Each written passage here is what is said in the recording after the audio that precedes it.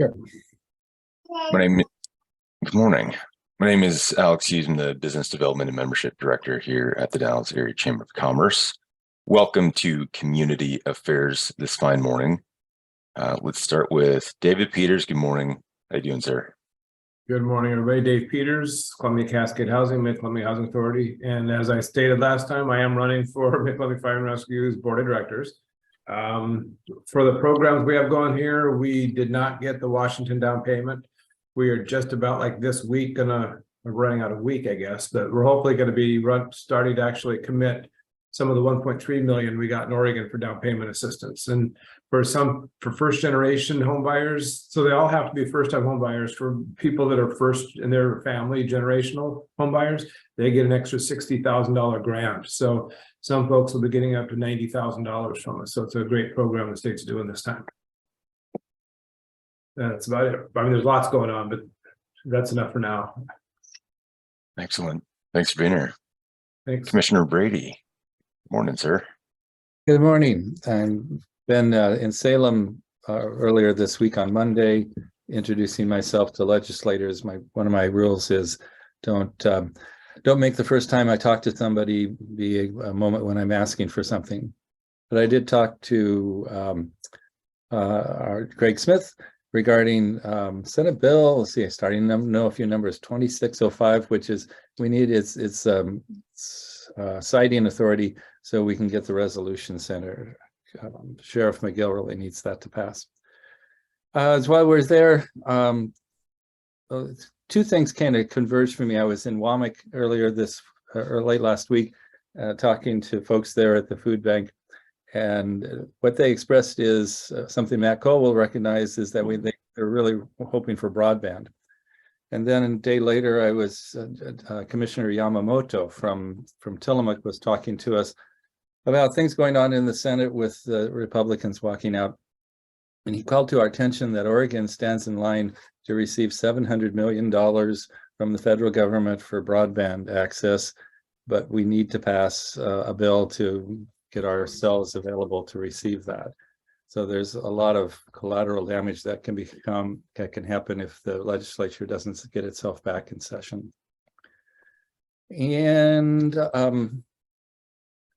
think that's it. We're in budget season at the county, and actually today pretty sure that at 9 o'clock there's a budget hearing at the up at the community college at the Readiness Center.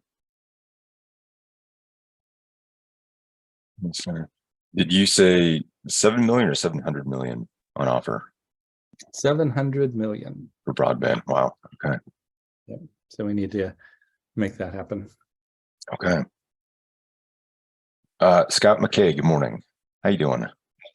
Good morning, Alex. Good morning, everyone. Scott McKay. I am a community liaison for Circles of Care. That's a nonprofit that connects older adults with volunteers to take care of periodic needs so they can stay in their home. Thank you. Excellent. Thanks for being here. Dan Spots, good morning. Good morning, Alex. Dan Spots, Columbia Gorge Community College. Good news on Senate Bill 482. This is the bill that would allow the state of Oregon to support aviation maintenance technician training taking place at Columbia Gorge Regional Airport. We came out of the Senate unanimously several weeks ago, came out of the House committee unanimously, work session on, Tuesday. So we are only waiting now for it to come to the House floor. Representative Helfrich will be bringing it forward. Senator Bonham sponsored the legislation on our behalf. So we're getting closer. That would allow us to relocate the program. We're in a very small warehouse owned by Crestline Construction right now, and they've got a number of other people that'd like to move in there. They're being very, very patient with us. I was just super appreciative of Crestline for their assistance. But we do need to expand, and we've been working with one of the companies at Columbia Gorge Regional Airport that would allow us to move into interim location in one of the existing hangars there. Long-term goal, and we hope within 3 years, is construction of a large permanent training hangar at Columbia Gorge Regional Airport. This involves an EDA grant that we have received with a local match provided by City of the Dalles and Clickitat County. The grant was submitted about 3 years ago, and it took EDA about that long, 2.5 years, to actually award the grant. So costs have escalated since then. We are looking at 2 different routes: one, earmark via Senator Merkley, or 2, a budget amendment by the EDA with additional funding coming from the state of Washington. And probably that second route is going to be more likely to close the budget gap and allow us to proceed with construction. That hangar would do more than serve the college aviation maintenance training program. It would also extend infrastructure to several vacant lots at the airport business park, which would then leverage additional private investment, private job creation at the airport. So a lot of different things riding on this one. The other one, several of us testified before the Senate Ways and Means Committee last week regarding childcare funding, specifically $100 million that's identified in the bill. And let's see if I can find the bill reference. I'm not going to spend a whole lot of time. I'll put it in the chat box. But suffice it to say that would go toward childcare operations facility funding. We're especially interested in the facility side because we have a capital request for $7 million. Part of the anticipated cost we see to renovate Chenoweth Middle School and turn it into a public childcare center in the Dalles. We have $2 million right now to put toward that, we being the college and Columbia Gorge ESD. The ESD has a funding deadline the end of this coming June for $500,000 that they have. So they're looking at interim space with the idea of continuing to partner with the college, the city, the county, so many others who recognize this issue, and ultimately turn the old middle school back into something useful. That's it for me. Thank you. Excellent. Yeah, thanks for pushing on that and giving us updates. Appreciate it. Casey Cook, good morning. How you doing? Good morning. I'm doing really well. I'm Casey, and I'm owner of Casey Business Solution. And I'm really excited to hear what Matt has to say today. Might have some good takeaways. So. Definitely, always. Thanks for being here. Rob Garrett, good morning. How you doing? Good. Yeah, I'm good. Good morning, everybody. Rob Garrett, Mid-Columbia Senior Center. A little bit of a slow month for us after last month. We were just cranking it out, I guess, if you would say, during Cherry Festival especially. The next thing that really is coming up that's major on our calendar will be the parking lot sale on June 24th. So, and the other big part of what we do here is, if you know of any medical equipment, we can use some medical equipment for our loan closet. We're running a little bit short. So if you know of anyone who's got a walker or wheelchair or something just hanging around their house or not using, send it our way. Thank you. Excellent. Thanks, Rob. Scott Radford, how you doing? Doing great, thank you. Good morning, Scott Radford, Columbia Gorge Food Bank, serving Wasco, Sherman, and Hood River County. We are having our grand opening coming up on the 20th from, I believe it's 2 to 5 p.m. And hoping to have everything done here before the grand opening. It's not going to happen. It's how construction goes nowadays. So we're just doing the best we can with what we're given. Other than that, no updates. Thank you. Thanks, Scott. Corliss Marsh, good morning. How you doing? Good morning, Corliss Marsh, Habitat for Humanity. We have a big event coming up next Sunday, the 21st. Not this Sunday, the following Sunday, the 21st at 2 p.m. We are going to dedicate our home on 13th and Kelly. So if you want to see the inside of the home, that's the time to come before the Gonzalez Mendoza family moves in. That's Excellent. All right. Well, everyone, thanks so much for being here. Let's hand the mic, so to speak, to Matt Cole with DirectLine-IT. Matt Cole, what's going on in the cybersecurity realm? What do we need to know about? Cybersecurity, my favorite topic. Yeah, so as most of you know, DirectLine-IT, I do IT services for businesses throughout the gorge. We do like to emphasize on cybersecurity and keeping our clients safe. That being said, currently the state is, we are actually up 7% over last year, only being 5 months into the year, as far as cyber attacks go. It's not all dismal, I will say, from a cybersecurity aspect, because we saw such an increase, especially over COVID, in cyber attacks. We are actually starting to see more and more businesses actually implement and increase their security budgets overall. That being said, I'm going to go ahead and share my screen because this is a little presentation here. Make sure I'm on the right screen. There we go. Can everybody see that?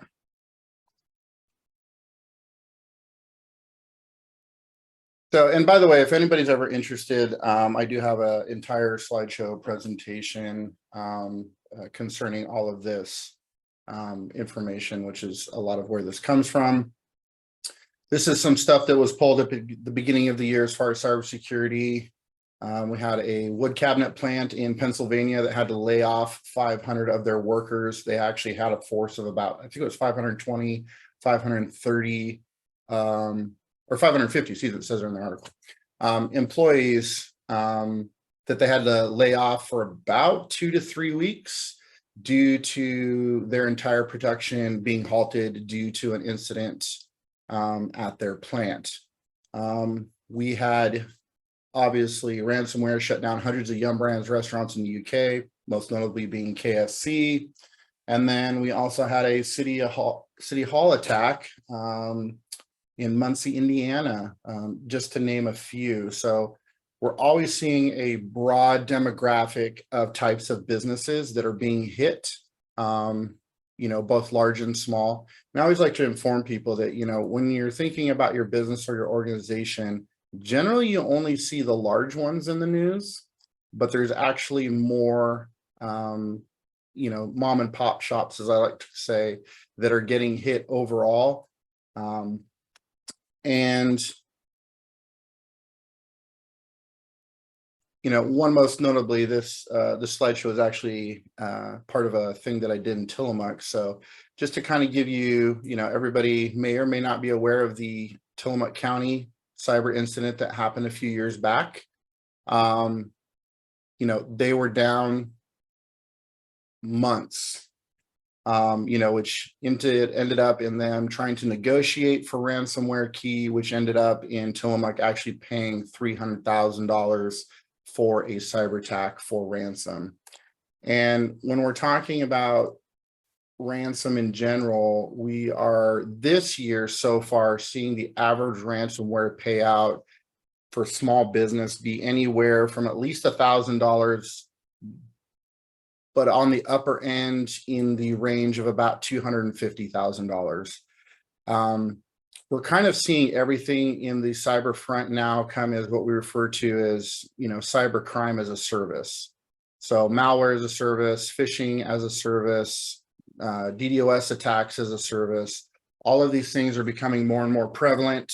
As far as, you know, when we say as a service, it means I can just go online and buy, you know, a phishing campaign as a service or a denial of service attack against a business as a service. These are becoming actually more and more prevalent, especially in the last couple years, is something that we're seeing. And I actually know of a client that I'm working with in the Portland metro area right now that has an online business that is, they actually do ticket sales, and they were susceptible, which is why they approached me to a online denial of service attack during a major event they had last year. Took them down for about an hour and drastically prevented them their ability to do, you know, their business as part of an event that was going on. We're seeing that, and we're also actually seeing, you know, unfortunately, we're seeing the ransomware or just even any type of attack that has any type of financial loss increase overall. You know, we in 2021, 22, the average ransomware payout was about $800,000. We're actually seeing that increase to about $1.5 million on average. And this is companies that are in the 1 to 50 employee range. So we're not talking about enterprise corporations. We're talking literally about communities like the Dalles or any other community in the Gorge, potentially experiencing these types of losses. And on that, we're also seeing, of course, the increase in cost of downtime drastically increasing. Again, not only do we see the ransomware increasing, but because of that, we're seeing the average cost of downtime definitely hit in the 100,000 to at least 250, 300,000 range. So the average business, you know, again, total downtime for them are also seeing that. Here. This is my favorite slide. So Phil, you were asking about this. Here's the actual slide for my background. Unfortunately, the general business outlook on security is everything's burning down around them and they're just thinking everything is fine. You know, I could spit out numbers all day long, but realistically, the biggest part we try to do is educate on what is happening in cybersecurity. It doesn't matter if you're a one-man shop or you've got, you know, hundreds of employees or thousands of employees. Cybersecurity posture is a must. It is literally part of your business strategy now. There's no way to get around it. Unless, you know, as I like to put it, and most people can attest to this, I would say it feels like most businesses are driving around in a Ford Pinto. That false sense of security where you could get rear-ended at any time and burst into a ball of flames. So that's, you know, that's kind of our general outlook. You know, and some people don't know, it's like, what is cybersecurity? Well, cybersecurity is really based around people, process, and technology. So everything from, you know, how your people access things to the processes you have in your business to the technology that you're using, should all be a holistic approach to how you know, you take care of things. And these are kind of the most common attack vectors that we see, everything from password attacks, DDoS, Trojan, phishing, ransomware, spyware, malware, worms, viruses, and such. We do see an uptick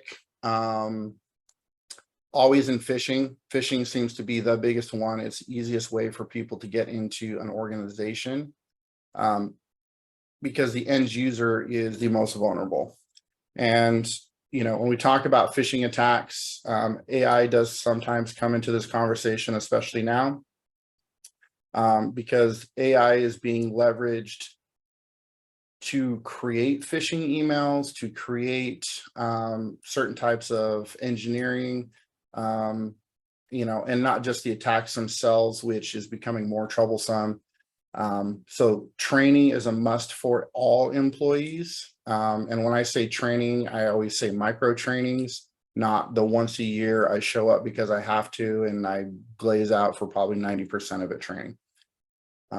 So that's a big one. Quick numbers, just FYI, and this is data. This is a couple years ago, but a couple years ago, the cyber crime industry was $1.5 trillion, which makes it larger than the GDP of 183 countries in the world. Let's see here. Yeah. When it comes to ransomware attacks, most MSPs, and if you don't know what an MSP is, it's a managed service provider. That's what my business is. Generally, the average cost of ransomware is 23 times that greater to the business than the actual cost.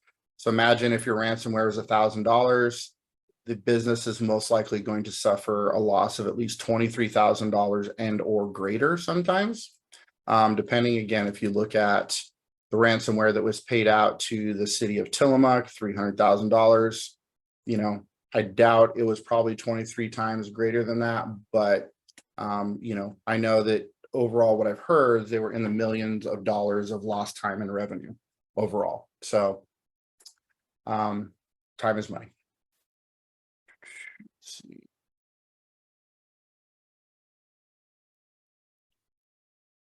This one, I've actually got some updated information on this. Let me find it.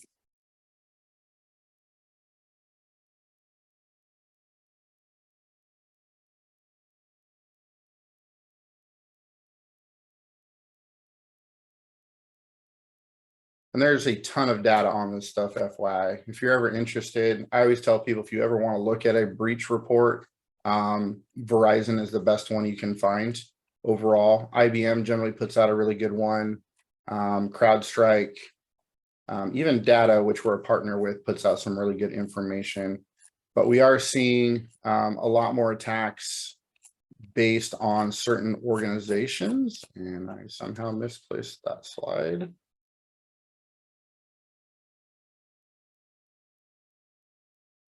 But overall, we're seeing more attack vectors, you know, in any of this. Professional service, healthcare, financial services, government is actually way up over this slide. Education is way up over this slide because again, this information is from 2019. So we're definitely seeing an uptick in, you know, certain industries, finance, information, manufacturing, professional services, public administration, and then there's a bunch of unknown. Is kind of what takes that out. Let me back up this. Matt, can I interrupt with a question? Yeah. So emotionally, we'd love to fight back against these bad actors, but don't hear any of that happening, or very rarely, which leads us back to, you know, our pretty much our only stance is defending ourselves. Am I right that the actors instigating the different attacks are pretty much immune from being caught and being prosecuted? Yes. The hard part about that scenario is the current state of who's attacking and from where. There is a list of, you know, quote unquote, on average, there's about 200 plus groups that are being tracked at any given time as far as, you know, who the major cohorts are, you know, instigators of this stuff. We are actually up about 22 groups this year so far in 2023. The war in Ukraine, I will say, has brought out a whole bunch of stuff, you know, as far as cyber attacks go. And Russia right now is actually one of our top instigators when it comes to, we're starting to see a lot more, you know, groups attacks that are, whether they're state funded, whether they're, you know, actually from the country, which is of course always hard to prove. You know, North Korea, China, there's other countries that are part of that as far as the attacks go. So we kind of know where they're coming from. You know, I would say kind of, because of course nothing's absolute, but you know, when we look at that, yeah, part of it is that there is counter cyber attacks, if you will. You know, you think of the NSA, you think of the FBI, you know, even the DoD, and some of those governmental agencies, CIA, you know, they are always counterattacking to some extent. So you do see us fighting back. You know, whether you'll hear about it or not, it's always another question. But realistically, for a business or for any organization, you know, large or small, you kind of are in defense mode. You know, the old adage of a great defense is a good offense, is your offense is how you protect yourself. I mean, it kind of is both defensive and offensive at the same time. To me, the offense is just really being proactive and having a multi-layered approach. Multiple layers of security across all fronts is key. Like I said, it doesn't just come down to just hey, we have training, or hey, we have endpoint security, or hey, we have protections on this. It's literally everything. And when people ask me, and I eat my own dog food, we have multiple layers of security in our company.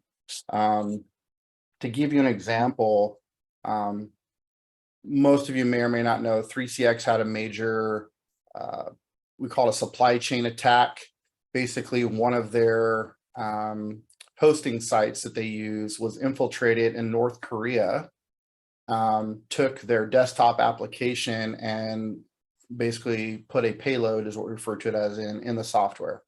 So there wasn't actually anything malicious in the software, but what it did is it did what we call a multi-stage approach. So once you installed the software then had scripting in it that would communicate with a remote server. Once the remote server is communicated, then it would actually then download information off of that server, malicious content, backdoors, whatever you want to call it, onto the user's machine, and then give, again, remote access for North Korea in this case to get to the computer.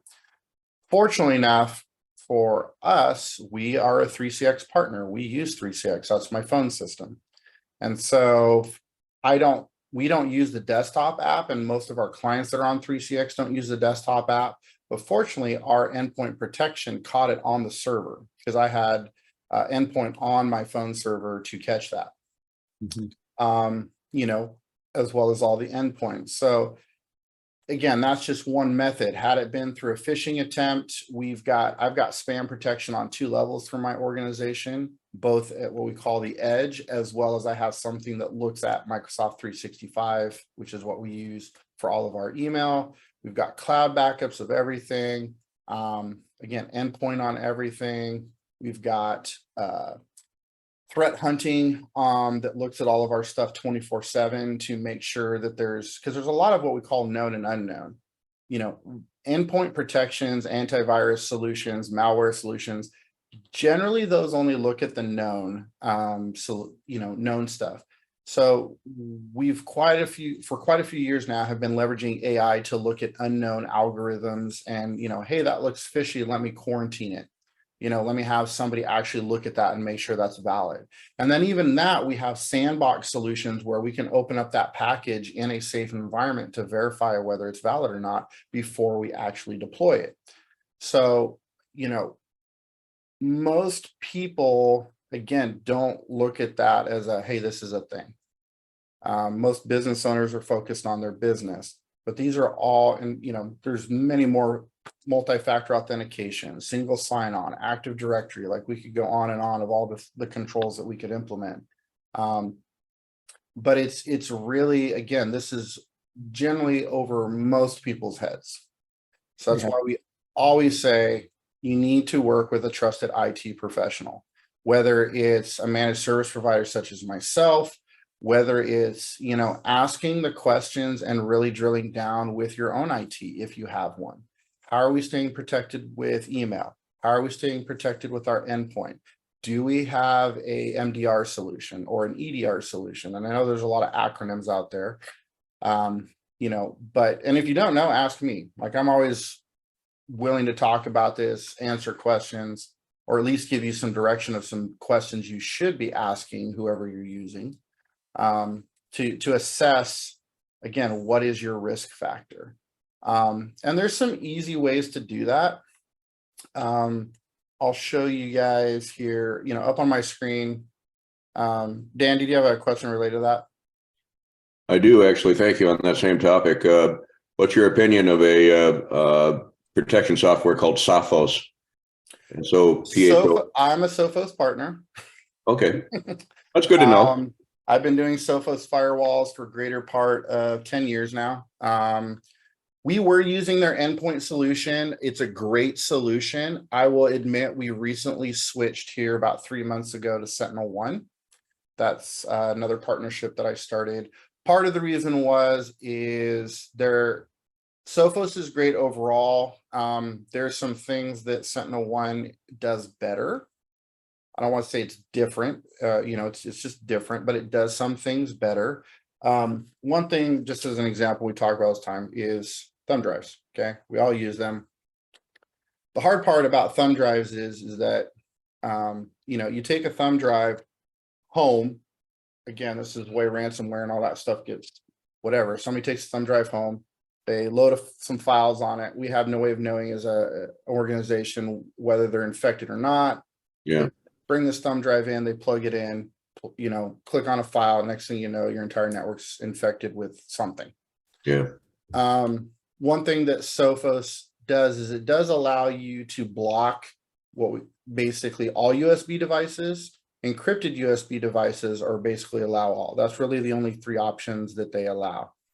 The problem with allowing only encrypted devices is anybody can encrypt a thumb drive. I can go home and plug it into a computer and encrypt it myself. That's not really a great protection if you're really worried about, you know, protecting and data governance. Sentinel-1 takes it one step further and actually allows us to program into Sentinel-1 the serial number, digital ID of a specific USB device. So I, as an IT professional, can hand it to you and say, basically, this one's been, you know, allowed. You can use it and take it. You know, again, it does not mean that you still couldn't go home and load something, but it does kind of help us, you know, protect. Again, that's just one of the things that Sentinel-1 does. I will admit, for my organization, there's some other features that Sentinel-1 has that, again, allows me as an IT professional to control more granular than Sophos does. Again, I've been using Sophos for years, love it, it's great. I would still recommend it in a heartbeat. I just got to the point where I wanted something that was a little bit more holistic and granular for my clients. That's good to know. Thank you, Matt. Appreciate that. So yeah, so up on your screens, I have this up, which is the CIS Critical Security Controls Navigator. Obviously, CIS is the Center for Internet Security. It is a governmental agency. And this is one of my favorite things to show people. So every single business owner and a lot of organizations, we take credit cards. Okay, that is like the standard form of payment for all of us now. And what CIS does is it goes through, we have what we call, you know, implementation group 1, 2, and 3. So realistically, you can go in here and you can say, okay, again, we were just talking about credit cards. So that means that I have to be PCI compliant. Now there is currently 2 versions, version 3.2.1 and version 4 of PCI-DSS compliance. So if I apply these mappings, what this thing does is it spits out all of the implementation groups of the controls that I am supposed to do. Now, if you're looking at this, if you fall under PCI 4.0, which is the most current, you have 174 controls that you are required to implement in order to take credit cards and be secure. Okay, it's a huge. This is an overview, so there's actually 18 sections in CIS. This isn't the full every single control. I have those, but this is an example. And what I like to do is also show people as an example. Everybody's aware of HIPAA compliance. That's been around for quite a few years now. When you look at HIPAA compliance, HIPAA only has 42 controls. That's it, okay? The reason I bring this up is everybody for a long time has said, you know, obviously we know HIPAA compliance, we know that it's protecting our information, blah, blah, blah.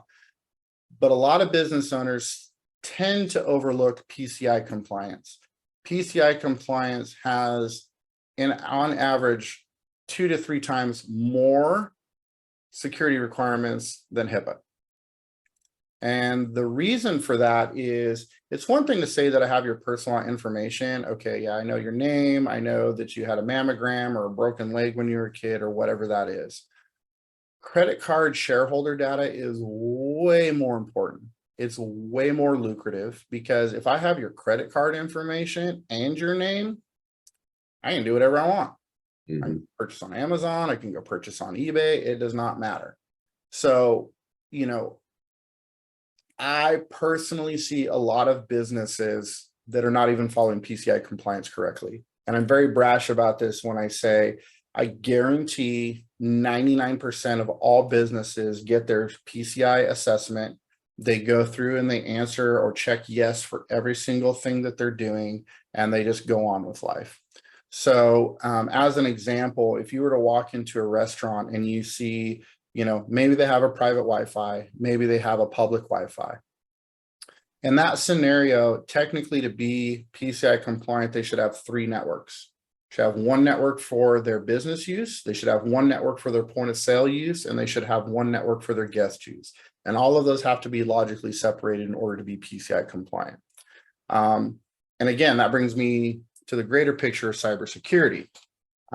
Most businesses, the average statistic, and this is as of last year, 92% of businesses are not doing anything towards IT in general. We're not even talking cybersecurity. Only 8% actually do anything towards IT. And of that 8%, I don't even have a number that says how many of those are actually implementing towards cybersecurity posture correctly. Dan, another question? Sorry, Matthew, but good presentation. How about FERPA? What about it? That's the corollary on the college side to HIPAA. That is student protection. I mean, yeah, FERPA, obviously, I'm just curious if you have a readout. On the college side, I see it, it's kind of interesting because I asked my wife questions. She actually works for the school district here in Hood River. And, some of the stuff that they do. Realistically, everybody should be doing everything as best they can. To me, if you're doing even PCI compliance, you would, meet FERPA. I mean, if you're doing CMMC compliance, you would meet FERPA. I'm just wondering how many safeguards you have. 42 for HIPAA. I'm wondering how many are there for FERPA in relation to HIPAA. The funny thing is that I don't even know if they have FERPA on this list. That's what I'm curious about. I have never seen FERPA show up on a list. In fact, even my compliancy software that I use, we don't even list FERPA. The hard part about FERPA is, unlike HIPAA, which is a requirement, I mean, yes, technically, FERPA has some controls as far as protecting student privacy and that aspect and their information. It's not, I don't know, I've never seen it be like listed on any sense. To me, the way I would look at it is, I would probably, if I was going to do an assessment for, say, it was a school or somebody said, hey, we have FERPA, what we're going to do, I would probably put it in the HIPAA container, because you're kind of similar as far as the controls of how you are, quote unquote, using data governance for your organization. But again, I would probably even take it one step further to say PCI compliance would probably fit in there too. Okay. Even if you just did PCI 3.2.1, and you can do, like, I can even just implement CIS. CIS is actually becoming more and more common. NIST used to be the big man on campus when it came to cybersecurity and technical implementation for any organization. That's why you see NIST SP 800-171 on here, NIST CFS. CMMC is actually based off of NIST 800-171. So, again, NIST was where a lot of this framework has always been built off of, but we are starting to see a lot more of the CIS framework be implemented and used because it's actually a lot simpler to understand. If you've ever looked at a NIST document, I mean, it's like pages and pages and pages of stuff that even I don't quite understand in clarity, because they don't, like, okay, you got to have hard drive encryption. Okay. Is there a requirement for what type? Do I have to use SHA-1, SHA-2, AES 256? Like, what are we talking about here? They don't always go into detail about what standard it needs to be. They just say you have to have it. So, there's that kind of stuff. Yeah. But Matt, let me follow in if I may. Um, this can get kind of scary, and in a joking sense, I see this progression from artificial intelligence to data governance to world robot domination, and it puts us in this mindset of, oh man, this is too big to think about. Let me come back to the practical level, away from the humor part of it. As a consumer, I can see the need for this, and it motivationally, it's one of those protection things that you don't want, how to say, it would be motivating to consumers to notice, to be aware of how many times they've been protected, in terms of that, hey, this is doing something for me, instead of working in the background silently and them not knowing that it's there. So it's kind of like taking some preventative medicines, and like, cholesterol medicine. Okay, I don't feel better because I'm taking it, but it does help me in the long run. No, for sure. I mean, in my industry, we use the doctor scenario a lot. I basically say we're the doctors of technology. And, the way that I put it is, being healthy costs money. Like, if you're a business owner, if you're an individual, being healthy costs money. And it's the same thing for your IT. To have a healthy IT posture, it costs money. There's no way around it. That's the cost of doing business now. People just need to accept that. And what I mean by that is, healthy eating costs money. Whatever way you choose to exercise and move your body, whether you mountain bike, whether you cycle, whether you have a gym membership, even if you're outside walking, you had to buy tennis shoes. There is a cost to that. Hopefully you're having at least annual or, certain types of doctor checkups. Maybe you have to take, specialized medication, maybe you have to take supplements, whatever that is, there is a cost. It's not any different in IT. Cybersecurity costs money. Having an IT guy costs money. Having somebody that's proactive is really what you want to be. I would love it if my doctor called me and said, hey, we haven't seen you in like 6 months or 9 months or whatever it is, for at least a checkup. We'd love to see you come in. Again, those are the type of relationships that we want to have and should keep. And at the end of the day, it's always to keep us safe, protected. And it's funny I use a doctor analogy, and I'm going to be completely honest, not to beat up any specific doctor or medical facility. It scares me as a person who knows how this stuff works to walk into almost any business or even a doctor's office and immediately know they're not PCI compliant, they're not HIPAA compliant, and that's a really hard thing to say, because you're like, well, do I want to actually use this doctor? Yeah, they have you fill out your little piece, like how we use your information, or HIPAA, this is for HIPAA, this is how we use your information, blah, blah, blah, blah, blah. On average here in the Gorge, the amount of businesses that I walk into that are not compliant, in whether it's PCI, whether it's HIPAA, whether it's they're not following their stuff correctly. I would even go so far to say, not to pick on Dan because he's at the college, but I would even question say, it's like, when was the last time the college had a third-party audit of their systems and their security practices? Yes, you have IT professionals there that should be doing it correctly. But what was the last time you actually had a third-party audit to say, we're actually doing this correctly? It's a good question, and I'm going to ask that. I don't know the answer. But yeah, again, it's unfortunately, so many times it's always reactionary. It's not proactive. And that's one thing, not to pat myself on the back about, but I do hear that a lot from clients. I actually just talked to a business over in the Dalles. The contact is for something else that actually uses our competitor. And when I asked them, I said, well, why isn't your IT company doing this for you? Well, we don't feel like they're, we're too small, or it's just not part of what they do for us, or, you guys just seem to be more proactive and, willing to help in more aspects. So again, when we talk about cybersecurity, it is definitely that proactive, holistic approach is what we try and do. And like I said, I could talk about this all day.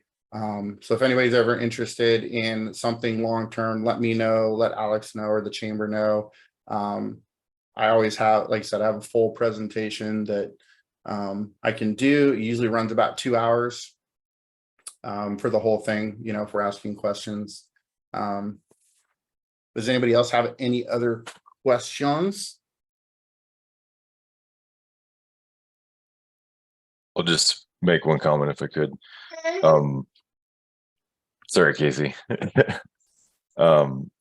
When I was going to school in Montana State University, we had for our international relations, our main IT administrator come in and just give a 50-minute lecture. And it is pretty interesting how many attacks are originate out of a country, and it's quasi state affiliated, or it's more or less funded. It's these aren't exactly like kind of street urchins that learn how to code and are just making viruses. Oftentimes these are graduates from some sort of university and scooped up by a government agency to destabilize things like the economy, just stochastically just kind of induce chaos. And so these are pretty high level attacks that you could be exposed to just trying to run your business, and it's not really on your radar. It's not really something that when someone comes to the chamber and says, hey, I want to start a business, it's not at all on their radar, of course. And processing something as simple as credit cards, it turns out that you might have to contend with something like this someday. So, and one thing too, and I can't remember, Alex, were you and I talking about this yesterday? Can't remember. To give you an example of a simple attack, I could walk into any business in the Dalles right now and have probably access to their systems like that. So what I talk about, and we talked about USB hardening earlier, why we have encrypted thumb drives or not. This right here, this thumb drive, you'll see the little sticker on it. If it'll focus, maybe not. There we go. So this is what I put the sticker on purpose. This is called a rubber ducky. Okay. If I was to take this apart, it actually has a circuit board with a micro SD card. I can also run it because it has a USB-C. I could plug this into a phone, an iPad, whatever I want. Currently, this is set up to run a payload that in 3 seconds flat, I will have remote access to your machine. So again, we go back to doctor's office scenario, any business that you walk up, even a store, a restaurant, does not matter. I walk in, I say, hey, Phil, I'm here to see so-and-so. Okay, let me go get them for you. And you walk off. I know it's going to take you at least 10, 15 seconds. I reach around because I can see your computer. I plug this device into your computer. 1, 2, 3, maybe wait 4, pull it out. Now I've got remote access until you restart. But I literally could say, oh, you know what? I have to run. I got another appointment. But I literally have remote access to everything on your system that quick. So when I talk about this stuff, it's that real. It wasn't you, Alex. I was actually talking with Daniel and at Wired with the chamber yesterday morning. The country of Brazil, they make this little thing called a flipper, which is a little rechargeable device that is basically a RFID scanner transmitter. So I could walk up behind you in a grocery store, again, Phil, because you were talking about this, put this little device up by your wallet and instantly read all of your RFID credit card data in your wallet. Okay. Unless you're using an RFID blocker, whether you have an I am using a blocker. Okay. So there's 2 types. Alex is bringing this up. Again, little tip for the day. I tell people this all the time. So this is an RFID blocker card. You can buy these on Amazon. They come in a 3-4 pack for like $15. Definitely recommend it. But again, this is another way of social engineering. I mean, it can do everything from, again, I can use this device to read your credit card data, potentially even open up your Tesla. Or, you know, again, we're starting to see cars come with keyless entry fobs. I just bought a new Harley, which I'm enjoying. It does not have a key to turn it on anymore. You literally just have a fob. It's as long as you're within a range, you turn it to ignition and it starts up the motorcycle. But again, it's all RFID based. So technically, as long as I can read what that information is, I can retransmit it and broadcast what I want and get. So again, there's all kinds of these attacks that are going on. So yeah. Casey, sorry. Did you have a question? Yeah, well, yeah, it's Casey, not Kathy, but either or is fine. But I stumbled across a product through Microsoft that looked really, really tempting. And essentially you're able to embed your code into your website and it tracks this, like they call it thermal, but it correlates to how heavy the traffic is in that particular area of your website. And so you can actually see where people are clicking. And I was tempted, but then I was thinking, what sort of security implications could that potentially lead to if you have something like that and they've also maybe infiltrated the Microsoft app itself? And like, would that there's a huge push right now, and there has been, for what we refer to as zero trust. I don't trust anything. Okay. You know, it's the old adage of verify first before I trust. And anytime I look at anything, yes, I mean, what you're looking at with thermal, you know, whether you're looking at thermal, whether you're looking at Google, I mean, we'll just say it's analytical. So Google Analytics, Facebook Pixels, anything you're tying anything into anything, you know, APIs, that's another big thing. I mean, the API hacking is a thing as well. I very much look at the security aspect. What is it accessing? How is it accessing it?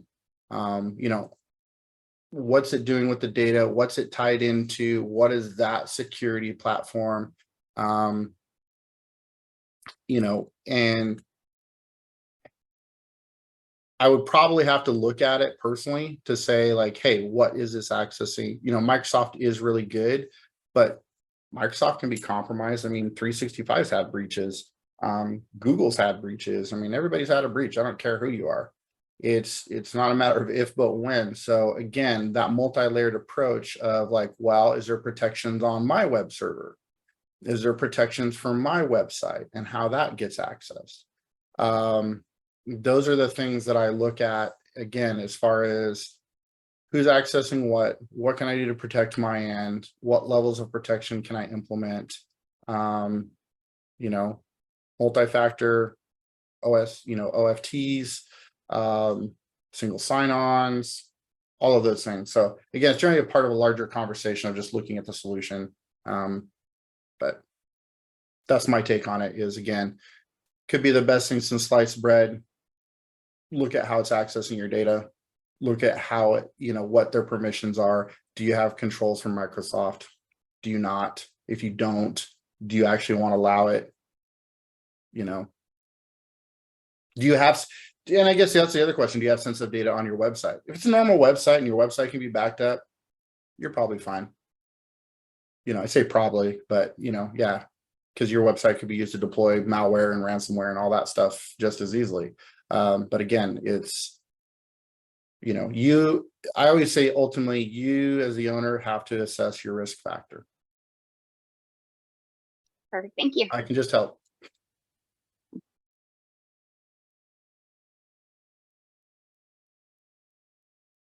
Do you have any other questions? Go into a little Q&A. Been peppering in some questions here and there, but this is a huge topic. So, you know, this can, you know, produce a lot of questions, a lot of different areas. And yeah, like, you know, like I said, if you guys or anyone's ever interested, I mean, we have the ability to do anything you need. I mean, we can do third-party assessments for your organization.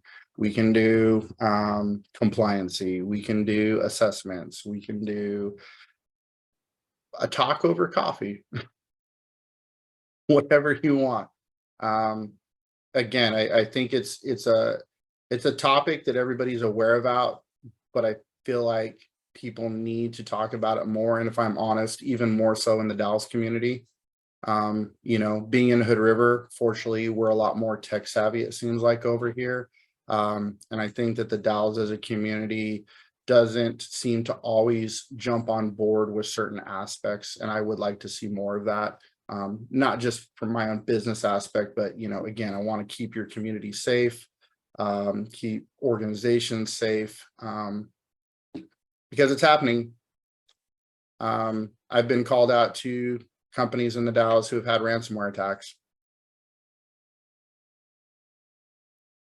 So.